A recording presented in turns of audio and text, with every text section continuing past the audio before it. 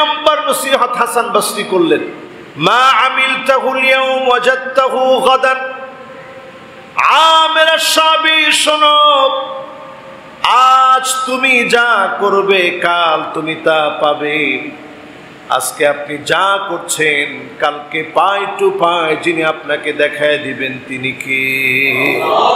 এই একটা নসিহত যদি আমরা প্রত্যেকে মানার চেষ্টা করি জীবন পরিবর্তন হয়ে যাবে। জীবন পরিবর্তন হওয়ার জন্য বেশি নসিহত লাগে না, এই একটা নসিহত যদি মানার চেষ্টা করেন, মা আমিলতাহুল ইয়াওম ওয়াজাদতাহু গাদান, শুধুমাত্র আজকে যা করবেন কালকে তা পাবেন। এটা হিসাব করে যদি কাজ করেন মানুষ পরিবর্তন হয়ে যাবে। নসিহত করবে 4টা, গেছে কয়টা? একটা। দ্বিতীয় নসিহত তিনি করলেন, ওমা আমলাইতাহুল ইয়াওম করাতাহু গাদান, আজকে আপনি যা করবেন আপনি সেই বিষয়গুলা স্বীকারোক্তি দেওয়া লাগবে। আপনি যা যা করবেন সবকিছুর স্বীকারোক্তি দেওয়া লাগবে। দুনিয়ার জীবনে এখন স্বীকারোক্তি দেওয়া লাগে। ওমা আমলাইতাহুল ইয়াওম করাতাহু গাদান, আপনি যা করবেন ডকুমেন্ট রেখে দেওয়া হবে, আর সেই ডকুমেন্টগুলা পেশ করতে সেদিন বলা হবে।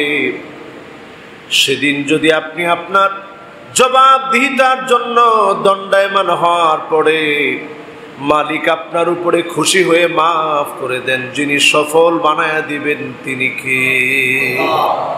দ্বিতীয় নসিহত করলেন, জীবনের কাজগুলা লিখে রাখেন। অন্তত প্রতিদিন রাতে ঘুমানোর সময় একটু মুহাসাবা করেন, আত্মসমালোচনা করেন।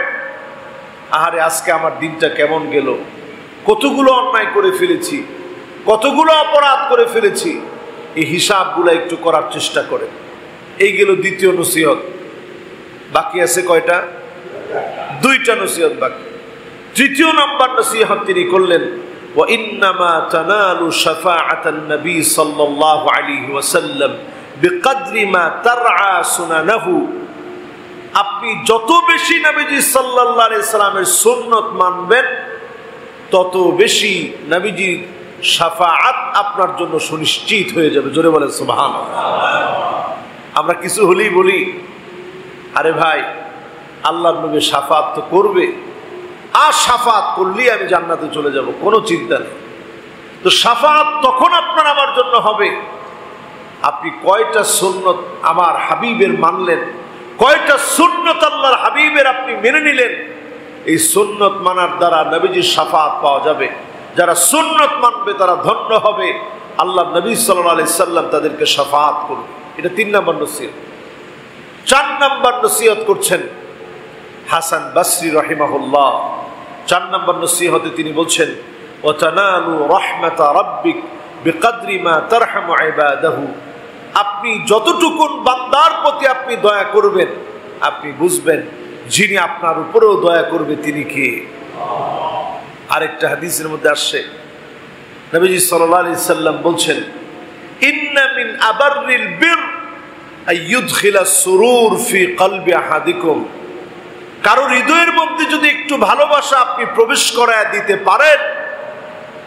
একজন মানুষ অসুস্থ আছে, অভাবী, রোগাগ্রস্ত, চিন্তিত হয়ে আছে, আপনি ভালো একটা কথা বলে তার চিন্তাটা দূর করানোর জন্য একটু চেষ্টা করলেন, একটু মুখে হাসি ফুটায় দিলেন, ওই দিনের সবচেয়ে সওয়াবের কাজ হিসাবে ওই কাজটাকে আল্লাহ তাআলা গণনা করবেন। সুবহানাল্লাহ।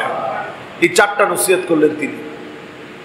এই 4 নসিহতের পরে আমের শাবি, জগৎ বিখ্যাত আরেকজন আলেম, তিনি এবার নসিহত করতেছে হাসান বসরি। হাসান বসরি রাহিমাহুল্লাহকে প্রথম নসিহত করলেন, আল মুতিউ মাহমুদুন ওয়া ইন যাম্মাহুন নাস, আপনি যদি বিনয়ী হন, আপনি যদি অনুগত হন, সারা দুনিয়ার মানুষগুলা যদি আপনাকে অপছন্দ করে, সারা দুনিয়ার মানুষগুলা যদি বিরোধিতা করে, সব জালেম মিলে যদি আপনার বিনয়কে নষ্ট করার চেষ্টা করে, আপনার বিনয়ের কারণে যিনি আপনাকে দামি বানায় দিবেন তিনি কে। বিনয়ী হন, বিনয় বড় গুণ। নবীজি সাল্লাল্লাহু আলাইহি সাল্লাম আল্লাহর কাছে চাইলেই পান। এরপরে কি বিনয় নিয়ে আল্লাহর কাছে দোয়া করেন, আল্লাহুম্মা ইন্নী আবদুক ওয়া ইবনু আবদিক ওয়া ইবনু আমাতিক নাসিয়াতি বিয়াদিক মাদিন ফিয়া হুকমুক আদলুন ফিয়া কদাউক আসআলুকা বিকুল্লি ইসমিন হুয়া লাক সাম্মাইতা বিহি নাফসাক আও আনজালতাহু ফি কিতাবিক আও আল্লামতাহু আহাদান মিন খালকিক আও ইস্তাআসারতা বিহি ফি ইলমিল গায়বি ইনদাক أن تجعل القرآن ربيع قلبي ونور صدري وجلاء حزني وذهاب همي। দোয়া করতেছেন নবীজি সাল্লাল্লাহু আলাইহি সাল্লাম। কি দোয়া করতেছেন আল্লাহর কাছে, আয় আল্লাহ তাআলা আমি আপনার গোলাম, গোলামের ঘরের গোলাম, আমার মা আপনার বান্দি, আমার চুলের গুচ্ছগুলো আপনার হাতের মুঠোর ভিতরে, আপনার সিদ্ধান্তগুলো সব চূড়ান্ত, আপনার সিদ্ধান্তগুলো আদালতপূর্ণ। যত নাম আপনার আছে সব নাম ধরে আল্লাহ আপনাকে ডাকতেছি, যত নাম আপনার কাছে আপনি রেখে দিয়েছেন নামগুলা ধরে ডাকতেছি, যত নাম আপনি কিতাবের মধ্যে দিয়েছেন নামগুলো ধরে ডাকছি, যত নাম আপনি আপনার কোন বান্দাকে শিখিয়েছেন, গোলামকে শিখিয়েছেন নামগুলো ধরে ডাকতেছি, যত নাম আপনার কাছে গোপন রেখেছেন নামগুলো ধরে ডাকতেছি। আনতা জাআলাল কুরআন রাবিআ কলবি।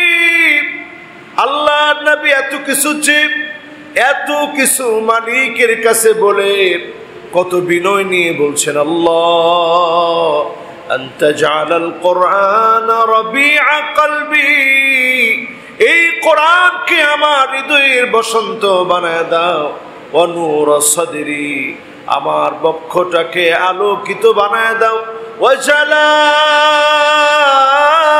হুজনি, আমার পেরেশানি গুলা দূর করে দাও, ওয়া যাহাবা হাম্মি, আমার দুশ্চিন্তার কারণগুলাকে আল্লাহ আপনি দূর করে দেন। বলেন আল্লাহু আকবার। প্রথমেই চাইলেন কোরআন যেন আমার হৃদয়ের প্রশান্তি হয়, আমার বক্ষটা কোরআনের আলোতে যেন আলোকিত হয়ে যায়।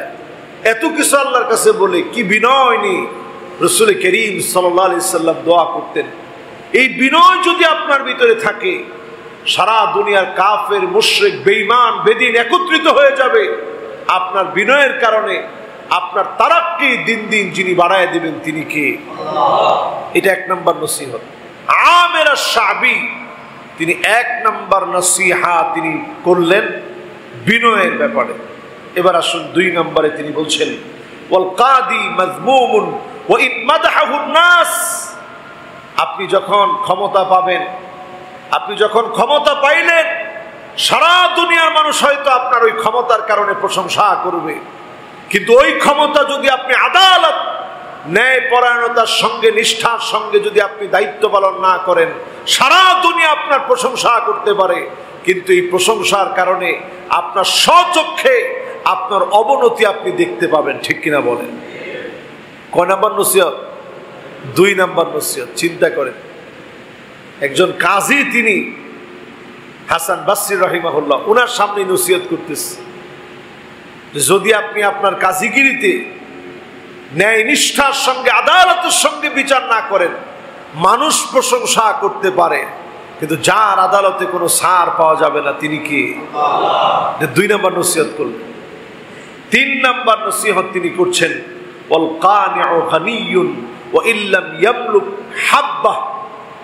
যদিও আপনার সাথে কিছু না থাকে, আপনি শুধুমাত্র অল্পে তুষ্ট মানুষ, সামান্য পেলে আপনি খুশি হন, এরকম যদি আপনার চরিত্র হয়, এই চরিত্রবান ব্যক্তিদের জন্য আল্লাহ রাব্বুল আলামিন এত খুশি। এইরকম মানুষ যারা অল্পে তুষ্ট হয়, পাইলেই খুশি হয়, কিছুই লাগবে না। যদি সারা দুনিয়া তার জন্য না, একটা বীজ পরিমাণ কোনো কিছু আল্লাহ দেন, এটাতে যে লোকটা খুশি থাকে, এই লোকটাই ধনী, এই লোকটাই প্রকৃত ধনী, যে অল্পে তুষ্ট হতে পারে। এটা 3 নম্বর নসিহত করলেন। 4 নম্বর নসিহত করলেন, ওয়াল হারিসু মুফলিসুন, ওয়াল হারিসু মুফলিসুন ওয়া ইন মালাকাদ দুনিয়া বিহাযাফিরিহা। তিনি নসিহত করে বলছেন, সারা দুনিয়া যদি কোনো এমন ব্যক্তিকে দিয়ে দেওয়া হয় যে লোকটা মুফলিস, যে লোকটা ধ্বংস, যে লোকটা অভাবী, যার কোনোদিন মন ভরে না, তারে যদি সারা দুনিয়াও দিয়ে দেওয়া হয়, কোনো দিন তার মন ভরবে না। আজকের দুনিয়ার দিকে তাকায় দেখেন, আল্লাহ তাআলা আপনি 5-7টা দেশ যখন ঘুরে আসবেন, আপনার কাছে নিশ্চিত কথা প্রতীয়মান হবে, হাজারো দিক থেকে আমাদের দেশকে যিনি ভালো রেখেছেন তিনি কে? এই আখলাক আপনি কোথায় পাবেন? এই চরিত্র আপনি কোথায় পাবেন? আল্লাহর নবীর সুন্নতের প্রতি এই মহব্বত ভালোবাসা কোথায় পাবেন? দুঃখজনক সত্য, দাড়ি থাকলে এরকম অনেক মুসলিম দেশ আছে যে দেশগুলাতে দাড়ি থাকলে ভিসা দেওয়া হয় না। আছে? আর কথা কেন আছে? আমরা বিশ্ব ঘোরা মানুষ, আলহামদুলিল্লাহ, অল্প বয়স আল্লাহ অনেকগুলো দেশ দেখাইছে। মুসলিম দেশ দাড়ি দেখলে তারা ভিসা দেয় না। সবার জন্য ইমিগ্রেশন সহজ, যখন দাড়ি দেখে ইমিগ্রেশন কঠিন হয়ে যায়, জটিল হয়ে যায়।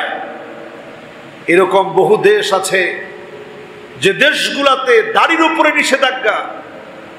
আপনি যদি সেখানে অশ্লীল কর্মকাণ্ড করেন, আপনি যদি সেখানে নৃত্য করেন, গান বাজনা সব করেন, মদ খান, কোনো অসুবিধা নেই।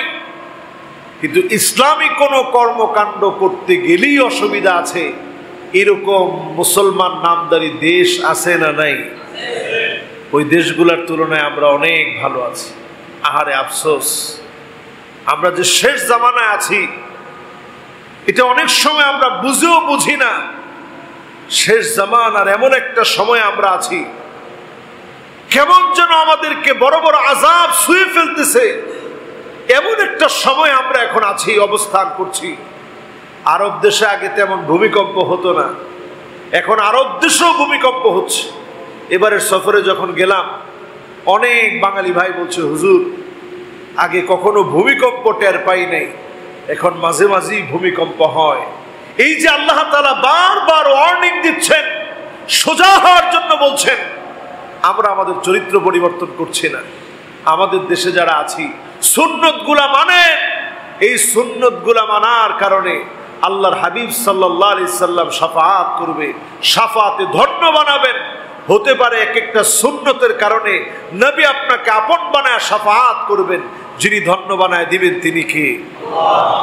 সম্মানিত হাজিরিন, এই জুমাতে কথাগুলা বলতে আমার বড় কষ্ট লাগতেছে। এই একটা জুমা আমি পড়াই নেই, আলহামদুলিল্লাহ কাবাতে জুমাটা পড়েছি, কাবাল মুকাররমাতে জুমাটা পড়েছি। দিন যাচ্ছে, সব যেন পরিবর্তন হয়ে যাচ্ছে। আধুনিকতার ছোঁয়া সব জায়গায় লাগছে, আর দিন যেন কেমন ভাবে আমাদের কাছ থেকে বিদায় নিয়ে চলে যাচ্ছে। যত দিন যাচ্ছে ইবাদতের স্বাদ মরে যাচ্ছে, যত দিন যাচ্ছে ইবাদতের আগ্রহ, স্পিরিট মানুষের কাছে কমে যাচ্ছে। কাবায় যখন আমি আল্লাহর ঘরটা তাওয়াফ করতেছি, আমি হাজার না হাজার হাজার মানুষকে দেখেছি, শুধু লাইভে দেখাচ্ছে আমি আল্লাহর ঘরটা তাওয়াফ করছি। অথচ আমি অবাক হয়ে গেছি আর চিন্তা করছি, আল্লাহ এই তো সেই জায়গা যেই হাজরে আসওয়াদ থেকে কাবার দরজার মাঝখানের জায়গা, মুলতাজামের ভিতরে আল্লাহর হাবিব নিজের বুকটাকে লটকায় দিয়ে চিৎকার করে আল্লাহর কাছে কেঁদেছে, দুঃখগুলো আল্লাহর কাছে বলেছে। এই কাবা তো সেই কাবা যার মিজাবে রহমার সামনে সাহাবায়ে কেরাম ফুপায় ফুপায় কেঁদেছে। এটা তো সেই কাবা যেই কাবার চত্বরে নবীজি সাল্লাল্লাহু আলাইহি সাল্লাম সেজদা দেওয়া ছিল। ওই আবু জাহাল, উতবা, শাইবা, উতবা বিন আবি মুঈদ আল্লাহর হাবিবকে কলার ধরে উঁচু করে ফেলেছে। আলী রাদিয়াল্লাহু তাআলা আনহুর বয়স তখন 11 বছর ছিল, তিনি তাকায় ছিলেন, কিছু করতে পারেন নাই। হযরত আবু বকর দৌড়ে আসছেন, এসে যখন কাফেরদের থেকে আল্লাহর হাবিবকে ছুটায় নিলেন, উপর্যুপরি আবু বকরকে এমন আঘাত করা হয়েছে, চোখ দিয়ে রক্ত ঝরেছে, দরদর করে রক্ত ঝরার পরে বেহুশ হয়ে গেছেন এই কাবার চত্বরে। এই কাবার চত্বর তো সেই চত্বর যেখানে হযরতে বেলাল রাদিয়াল্লাহু তাআলা আনহুকে পালা করে একজনের পর একজন পিটিয়েছে, রক্তাক্ত করেছে, আহাদ আহাদ ধ্বনি সেখান থেকে উচ্চারিত হয়েছে। এই জায়গাগুলোতে যখন আপনারা তাওয়াফ করবেন, চলবেন, বাংলাদেশ থেকে যারা যান, আল্লাহর রাস্তায় সব জায়গা ছবি উঠানোর জায়গা নয়, সব জায়গা ছবি উঠায় দেখানোর জায়গা না, সব জায়গা ভিডিও করার জায়গা না। এটা কেমন জায়গা? যেই জায়গাতে আল্লাহ রাব্বুল আলামিন এত এত নিদর্শন রেখেছেন, সেই জায়গাতে দাঁড়ায় আমরা শুধু ছবি উঠাই, শুধু ছবি উঠাই, শুধু ছবি উঠাই। প্রত্যেকটা জায়গা আল্লাহ স্মরণীয় করে রেখেছেন। এই জায়গাগুলোতে যখন যাবেন, দিন দিন মানুষের ইবাদত শুধু লৌকিকতায় এখন প্রদর্শিত হচ্ছে, লৌকিকতায় পরিণত হচ্ছে। দিন যত যাচ্ছে লৌকিকতা বেড়ে যাচ্ছে। আল্লাহর রাস্তায় যারা আমার সামনে আছেন, লৌকিকতা পরিহার করেন, এই রিয়াটা বাদ দেন। মানুষ দেখবে, মানুষ বুঝবে, মানুষ শুনবে। আপনি মানুষের জন্য শুনাইলেন, নিজেরে কি শুনাইলেন? জীবনটা বরফের মতো। বরফ কি হয়? সবাই বলেন, বরফ কি হয়? কি আপনি বাংলাদেশে আছেন, কি আপনি দুবাই আছেন, কি আপনি কাতার আছেন, হয়তোবা আপনি প্রবাস জীবনযাপনে সৌদিতে আছেন। 10 বছর, 15 বছর, 20 বছর, 25 বছর কাটায় দিছেন। জীবন কিন্তু বরফের মতো গলে যাচ্ছে। এই জীবনে আল্লাহকে পাওয়ার জন্য কতটুকুন করলেন? যারা বাংলাদেশে আছেন একটু হিসাব করেন। এই বাংলাদেশে থেকে পরিবার নিয়ে, আত্মীয় স্বজন নিয়ে, কত ভালো থেকে জীবনটাকে বরফের মতো গলায় দিচ্ছেন। আল্লাহর জন্য কতটুকুন করছেন? এই হিসাব মিলান। এই হিসাব যদি মিলাতে পারেন, একটু অনুশোচনা যদি ভিতরে আসে, হাসান বসরি আর আমের সাবির লম্বা নসিহত থেকে কথা হচ্ছে, একটু যদি জীবন পরিবর্তনের সিদ্ধান্ত নেন, একটু যদি জীবন পরিবর্তনের জন্য পরিকল্পনা নেন, আপনি যেই দেশে থাকেন, যেখানে যান, আপনি যদি সুন্নত মানার চেষ্টা করেন, জীবনকে যদি আল্লাহর রঙে রাঙানোর চেষ্টা করেন, অবশ্যই যিনি সারা দুনিয়াতে, দুনিয়ার এই জীবনে আপনাকে বিজয়ী করবেন, আখিরাতেও যিনি বিজয়ী করবেন তিনি কে? আল্লাহ রাব্বুল আলামিন আমাদের প্রত্যেককে আখিরাতের জীবন গঠনে, দুনিয়ার জীবনের সময়গুলোকে কাজে লাগানোর তৌফিক আল্লাহ দান করুক, পড়ি আমিন। আল্লাহ রাব্বুল আলামিন প্রত্যেকটা কথার উপরে আমাকে আপনাদের সকলকে আমল করার তৌফিক দান করুক, পড়ি আমিন। আলোর পথে 24 24 ঘন্টা শুধু ইসলাম প্রচার।